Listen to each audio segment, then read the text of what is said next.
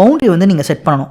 Boundary வந்து ரொம்ப ரொம்ப இம்பார்ட்டன்ட். ஒரு நார்சிஸ்டிக் பீப்பிளை நீங்கள் ஒரு நார்சிஸ்டிக் பீப்பிள் ஐடென்டிஃபை பண்ண அடுத்த நிமிஷமே வந்து பார்த்தீங்கன்னா boundary is very very very important with toxic people.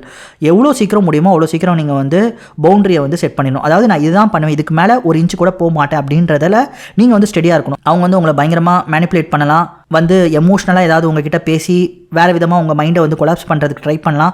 But என்ன பண்ணாலும் இந்த பவுண்டரியை தாண்டி நான் போக மாட்டேன். ஏன்னா எனக்கு தெரியும் அவங்க வந்து ஒரு டாக்ஸிக் பீப்பிள். நான் இதெல்லாம் பண்ணால் திரும்ப எனக்கு என்ன நடக்கும்ன்றது எனக்கு க்ளீனாக தெரியும். அதனால் என் பவுண்டரியை நான் வந்து வயலேட் பண்ண மாட்டேன்றதில் நீங்கள் ரொம்ப ரொம்ப ரொம்ப பிடிவாதமாக இருக்கணும் அப்படின்றது தான்.